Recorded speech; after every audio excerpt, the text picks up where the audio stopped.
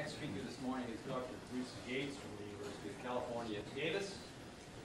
Bruce is going to talk to us on propane and N-butane conversion in the presence of iron and manganese promoted sulfate of zirconia. And appropriately, in view of the talk that we just heard, he's going to give us some evidence of polar superacid chemistry. I should say the paper is co-authored with T.K. Chung. Bruce. Thank you. Well, my pleasure to be here and to follow George in talking about conversions by very strongly acidic solids. If one's looking for a simplistic generalization about the opportunities offered by the strongest acids as catalysts, then one looks for the correlation between how good a proton acceptor is a reactant and how good a proton donor is a catalyst. So if one's to be interested in the most strongly acidic materials as catalysts, then one should be looking at the most weakly basic reactants, namely alkanes. So that's where our focus is going to be. Now, one can make a straightforward kind of jump between classic superacid chemistry, the halides, from liquids to solids by simply supporting on something like alumina or silica alumina, a Lewis acid like SBF5. And they will do all kinds of good chemistry like the kind you just heard about this morning, but they have the same practical disadvantages as the superacid solutions. As solids, they're leaky, they're corrosive, and they're environmentally not very nice to work with. That's led to lots of work in recent years by some speakers you're going to hear from later today, some of whom are here near the front, having to do with sulfated solids like sulfated zirconia, which have lots of the character of extremely strong acids, leading them to be called superacids by lots of us. And these are not nearly as leaky and corrosive and difficult to work with as the closest analogs of the classic superacid solutions. What I want to talk about is a cousin of sulfated zirconia, what I'll call promoted sulfated zirconia, and you know that in catalysis, promotion is a term that just covers up one's ignorance. We say promotion when we don't understand how something works. And these are catalysts that were invented by Cho Hsu, formerly of Sun Company, who took sulfated zirconia and basically added to it the components iron and manganese, which made it a better catalyst, and we'll illustrate that in just a moment. So why should one be interested in converting low molecular weight alkanes with acids, and especially using the very strongest acids or most active catalysts, if that's a fair comparison? Well, the opportunity is what's shown up here. It is if one can find very highly active catalysts, then one can go to lower and lower temperature to do the conversion of the hydrocarbon, and that favors the equilibrium conversion from normal to branched alkane. And therefore, one can, in prospect, do better in a practical sense, taking advantage of the high equilibrium conversion if one goes to lower and lower temperature. So that's the practical motivation for interest in this class of catalytic material.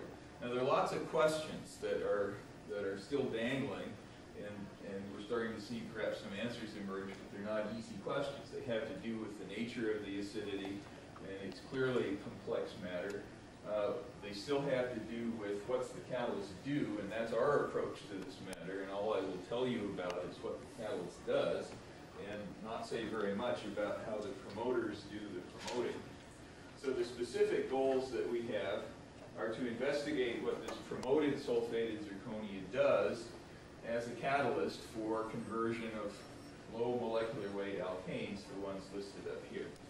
So let's talk about that, and what I start from, without giving you lots of experimental detail, is just to emphasize that we're taking a chemical engineer's approach to this. We're using flow reactor, once through, plug flow, often very low conversions, so that in as much as possible we can estimate from differential conversions rates, and we're trying to put a quantitative foundation under this reaction chemistry. And typically we're choosing conditions that simplify the product distribution, so often low conversions but also low partial pressures of reactants, and no doubt away from potentially valuable, practically valuable conditions under most conditions. Okay, let's just illustrate the effect of the so-called promoters And here you see it, butane conversion in the flow reactor is a function of time on stream in the flow reactor. The upper curves for the promoted catalyst, the lower curves for the unpromoted catalyst. So there's a marked effect in low temperature, that means 100 degrees centigrade or less, isomerization of butane. The catalyst compositions are typically 1% by weight iron, 0.5% manganese, 1.8% sulfur, and all the ones I'll describe have that composition. Okay, and they were made, and I won't give you details unless you ask, by incipient wetness impregnation of zirconium hydroxide with iron and manganese salts. Okay, and we started with an already sulfated zirconium hydroxide. So let's talk a little bit about what happens with butane conversion. These are 100 degree centigrade data and the same kind of plot that I showed before. And let me emphasize that there's generally a period of increasing catalytic activity followed by deactivation. So we'll talk about an induction period up to the maximum in conversion or rate, and we'll typically be talking about rates corresponding to the maximum up here. Is an arbitrary sort of measure of what we'll call the fresh catalyst. Sometimes one can try to extrapolate back to zero, but sometimes it's difficult, and I won't show you too many data about that. So what goes on with butane? Well, it undergoes isomerization is the predominant reaction. There's isobutane product. It also undergoes disproportionation. That's not quite stoichiometric disproportionation, but under some conditions with the deactivated catalyst, it's very close to stoichiometric. So we see classic acid-base catalysis of the hydrocarbon conversion. That's 100 degrees. We see the same chemistry even at room temperature, though it's a slower reaction, obviously, at room temperature. I have to emphasize that the catalyst deactivation is fast. It's so fast that one would not think that the catalyst would be simply practically applied unless one were doing very frequent regenerations, which might be thinkable, or the catalyst would be modified somehow to mitigate deactivation as platinum mitigates sulfated zirconia and modifies it so it deactivates less rapidly. What we observe in the deactivation is formation of carbonaceous deposits preferentially near the upstream end of the reactor. They proceed towards the downstream end with the kind of chromatographic effect typical of deactivation of solid catalysts in a fixed bed reactor by coking. And we're able to regenerate the catalyst by burning off those deposits repeatedly.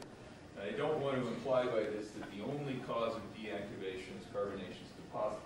There can very well be other causes such as changes in the sulfate groups, even removal of sulfur and so forth, and the literature provides information about all of that. Okay, now what happens if we take the temperature higher? Well, as we go up to 225 degrees, we see the onset of cracking accompanying isomerization and disproportionation. As we go to the highest temperatures, we see cracking dominate. We don't see any of the higher molecular weight products. So again, it's right in line with what we expect from classic kind of acid-base catalysis patterns of reactivity. And what's perhaps remarkable here is the onset of cracking at only 225 degrees centigrade. That's a low temperature for observation of cracking, and it's an indication that we might be getting into the territory of very strongly acidic material doing analysis. I don't want to tell you very much about product distribution, safe to say that if we look at some of the information, we get some clues perhaps as to what may be going on in the chemistry. So if we look at the ratio of ethylene to ethane in the product, after the induction period, what we see is that ratio goes to 1 quite exactly over a whole range of temperatures. And that's an intriguing kind of result because it's suggestive of an interpretation of the chemistry that ties back to the classic superacid chemistry that George has done. And if we look at the simplified picture of what may be going on in this protolytic cracking, in the upper left we talk about protonation of the alkane itself to give a carbonium ion, which one would think these days is probably a transition state. And that could collapse in various ways, and if you just look at the blue dotted line to indicate how it could collapse into ethane and the ethyl cation, which could kick back have a 1-to-1 molar ratio of ethane to ethylene, as is observed. And that kind of observation was made for cracking of various small alkanes by Van der Haag in 1884. And so lots of people in the catalysis community refer to the Haag or Haag-Dessau mechanism of proteolytic cracking. It's just superacid chemistry. And it's catalyzed by zeolites in this way at very low conversions at 500 degrees. And why low conversions? Because if you're making olefins, the olefins being good bases get protonated easily, and then one goes into classic carbenium ion chemistry, and the product distribution gets more complex once the conversion becomes more than just a little bit. So this is a kind of limiting case, low conversion pattern in catalysis of cracking, and it has led some of us to use the term superacid for zeolites, which everybody knows are quite moderate acids when the temperature is high, like 500 degrees centigrade. And that's still a point of some debate, no doubt, but there's a certain simplicity in product distributions at low conversions that's hinting of catalysis that relates to classic superacid chemistry. So let's summarize a little bit what we learned from the butane conversion. The product distributions are quite consistent with classic acid-base catalysis, and specifically the cracking data are consistent with the suggestion that there may be kind of Ola chemistry going on. By that I mean protonation of the alkane as the first step in the catalytic reaction. But there's a complexity to this that I haven't gone into. Okay, now there's more to the story than all of this. Perhaps more to the story than just acid-base catalysis. The promoter effect that I showed you for butane isomerization at low temperature, by that I mean 100 degrees centigrade or less, is not evident in the data at the higher temperatures. By that I mean 225 degrees or higher. Why not? That's an open question. One possibility is that the deactivation of the catalyst is just so rapid at the high temperatures that we never glimpse the intrinsic activity. It's certainly not to be ruled out. But one, I think, should be careful and say that perhaps there's something else to be understood ultimately, which we don't understand now. And it's possible that the promoters that make this such a remarkable catalyst, isomerizing butane at room temperature, that the effect of these promoters may pertain at low temperatures but not at high. And I think that's one of the really intriguing dangling questions in all of this. Okay, now how does this isomerization go in terms of the chemistry? We can give a kind of snapshot answer. And the first point to make is the result from Zockler's group, in which he did carbon-13 tracer experiments and found that the C8 intermediate pertains for the isomerization catalyzed by this promoting catalyst. And the very occurrence of disproportionation suggests the likelihood of the existence of C8 intermediates. And the kinetics, though not very persuasive evidence, are quite consistent with that as well. I'm not going to show you the kinetics. So I think the best understanding we have now is that the butane isomerization proceeds through C8 intermediate. Now, how could that be? Well, you think of classic acid-base catalysis. If somehow you make an olefin by dehydrogenating something, that's the suggestion in the literature from Zockler's group and from Juan and Davis, who suggest that the iron is an oxidative dehydrogenation catalyst, or perhaps they really mean initiator. One might form little bits of olefin, which one might suggest would be protonated almost entirely by the strong acid, and thereby form an intermediate that somehow would react in a bimolecular step. Well, if you postulate the olefin in a carbenium ion, then you've got kind of alkylation, and an alkylation cracking mechanism could explain the C8 intermediate for isomerization. And there's precedence for that from DNA, from high temperature ordinate catalysis. All right, let's talk about propane briefly. The first thing to say about propane is it's much less reactive than butane, not surprisingly. And we don't see conversion until we get to about 200 degrees centigrade.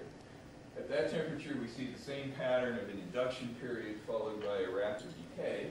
And what we see is a product distribution that's, again, going to be suggestive of the classic chemistry. Okay? So So let's look at the low, now for propane, I'll say low temperature is 200 degrees. The 200-degree product distribution for propane conversion.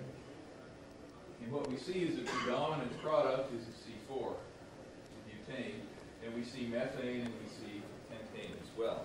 So there's clearly a chemistry going on here that's leading to carbon-carbon bond formation. And if we look into OLS papers for propane conversion into liquid superacids, we see description of oligocondensation chemistry. And insofar as one can make a comparison, and there's certainly a limit to that, we see a consistency between the two. So we suggest the parallel to that solution superacid chemistry. Now we go a little bit higher temperature, and we see other products of the propane conversion, including the cracking products. And again, let me just give you a snapshot with a certain fragment of the data to try to make the point. If we look at the methane to ethylene molar ratio as a function of conversion and extrapolate it back down to the very lowest conversions, we see the value approaching 1. So now, if we take a kind of simplistic view of part of the chemistry and go back again to the classic, we can talk about protonation of the alkane to give the carbonium ion. And the collapse of the carbonium ion can give methane and ethylene in a 1-to-1 ratio consistent with the observation. We also would expect hydrogen and propylene in a 1-to-1 ratio. Our data aren't good enough to tell us whether we have that. The conversions are too low to get hydrogen quantitatively. We've got it qualitatively. Hydrogen is made, so all our data are consistent with that, but the quantitative story is not as complete as one would like. So what do we learn from and the other thing I should tell you about the propane conversion is it's so slow that it may not even be catalytic under the conditions in which I've shown you those data. We've gotten conversions corresponding to 1 propane per sulfate group. If that would turn out to be a fair measure of whether it's catalytic, we don't know yet. And we had to run for 16 days to do that in the flow reactor. And our graduate student was ready to stop at 16 days, and I couldn't persuade him to go any longer. So this is very slow, and it's a long way from being practically interesting. So there's a big contrast between C3 and C4. All right, so aside from that point to emphasize, we have to emphasize that insofar as we can look at the product distribution, we see the connection with the superacid solution chemistry. Now what about pentane? And this isn't in our title, but we have data now, so I thought I should bring them in. Pentane reacts faster, of course, than butane. And even at minus 25 degrees C, we can see conversion of normal pentane in the flow reactor. Again, you see the increase and then the decrease, the induction period. What are the products? Well, as you would expect, isomerization to give isopentane, disproportionation to give C4 and C5s. All right, and then if we look at the trace products, I'm not going to show you that, we get evidence of further conversion of those by isomerization and disproportionation. So the reaction network seems to be defined well. There's a parallel or simultaneous isomerization and disproportionation, and then there are subsequent secondary reactions that are also isomerization and disproportionation. It's very clean and smooth and easy to measure, and let's look a little bit more for the bottom line about what's going on. The one point I would emphasize in terms of practical matters is we don't see any die-branched isomer. So what one might most like in a practical sense is not showing up, right? And the other point I would just re-emphasize in line with what we found with the propane and the butane is the product distribution is quite consistent with the patterns of acid-base catalysis. But again, there's a little more to the story. If we look at the length of the induction period for butane, what we find is it's strictly the same for isomerization and disproportionation. I showed you one plot. You can quibble with the way I drew that plot, but we've got dozens of such plots, and if you saw them all, I don't think you would quibble. So this is quite consistent with the suggestion, and this is a bit of an indirect reasoning, but this is catalysis, that we've got the same intermediate for isomerization and disproportionation of butane. Now, if we look at the data for pentane, we don't find the same generalization. What we find is that the induction period for isomerization differs from the induction period for disproportionation. What's that mean? Well, now I'm going to stretch. Now you can start being very skeptical. If we look at the results I mentioned before for butane and work from the hypothesis that we've got a C8 intermediate, both for disproportionation and isomerization, what that's consistent with is the notion that we don't get a monomolecular isomerization because, this is the kind of classic acid-base catalysis again, it would require a primary carbeniamine as an intermediate. Too high in energy, not an efficient pathway, so it goes through some kind of bimolecular pathway, and I don't want to go out too far on a limb of just what the intermediates are in that pathway. Now look at pentane. You can do a monomolecular isomerization without requiring the intermediacy of the primary carbeniamine. So presumably, the mechanism for disproportionation is bimolecular. Now you can attack that, but I would say that it seems quite plausible. And since the induction times are different for disproportionation and isomerization, we'd like to infer that the intermediate for isomerization of C5 is not the C10. All right, or at least not entirely the C10. So that's obviously a stretch, but there's some hints there about the chemistry, I think. So we would suggest there's some monomolecular isomerization going on of C5, but not of C4. Okay, so this summarizes what I just tried to say, and obviously we need to do more work. Maybe some tracer experiments with C5 would provide some further insight into what's going on here. You know, there's another bit of information that comes from the quantitative work that I haven't had time to emphasize, and that is if we look at the relative reactivities and their reaction rates, and I think they're pretty precisely determined reaction rates for butane and pentane right at the end of the induction period. So it's a little bit arbitrary, but I don't think I think it's the best we can do. And what we find is that one common set of conditions, the same conversion, the same temperature, 40 degrees for normal butane and normal pentane, we find the reactivity difference is a factor of only 3. And we try to put propane on there for comparison, and we can't. The data just aren't quantitative. We would push our technology too far to do the work to make it quantitative. So we say too low to measure. Now, does that pattern of reactivity fall in line with what we would expect from kind of classic acid-base catalysis mechanism? I suggest that it makes us wonder whether it's consistent. If you just look at the first two, you would say probably that's consistent, but the near equality of those rates to me is a puzzle, and it makes me wonder if we're on the right track by simply invoking principles of acid-base catalysis to explain what's going on here. And so the comparison goes back to whether if this is bimolecular and this is monomolecular, you should get only a 3-fold difference in the reactivities. Maybe it's, of course, not that simple.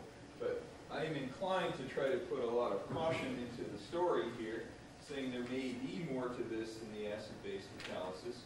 And we have to look perhaps to the promoters because we don't know well what they're doing, but there's a clear indication they're important in influencing the chemistry at low temperature. And maybe they're initiators, maybe they're promoters, maybe they're co-catalysts. You can hypothesize a lot, but we really don't know at this point. So let me summarize. What we've got in this promoted sulfated zirconia is an extremely active catalyst, which acts like an acid, acts like a very strong acid catalyst. We see that the patterns of the classic carbocation chemistry that ties back to Ola's superacid chemistry help us explain a lot of those patterns in reactivity, but they don't explain the relative reactivities or the relative rates, I don't think, satisfactorily, so we have to recognize there's some important questions that aren't answered yet. Now let's just talk for a second to wrap up. What about the practical matter of applying this kind of catalyst? You see all the potential practical advantages listed here, and I won't read them. And we these advantages against the deactivation, which is rapid, and realized that would have to be contended with in any practical kind of application. So it would seem to us that it is realistic to consider this class of catalyst or something related to it, maybe more stable than these, for butane isomerization, not for propane. Propane is just much too unreactive. And quite likely for pentane, but the disadvantage there is if one's going to isomerize pentane, one would like to have the di-branch product. We don't see it, not even a trace of it. So there's a challenge to do better than these kinds of catalysts for C5, C6, etc. isomerization. Let me just finish by thanking the people in our group who did the work and who supported it. Thank you.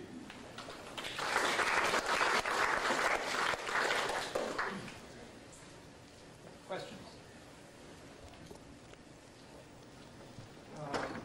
I'm Arata from Hokkaido University. My question is about mixing both iron and manganese. Right.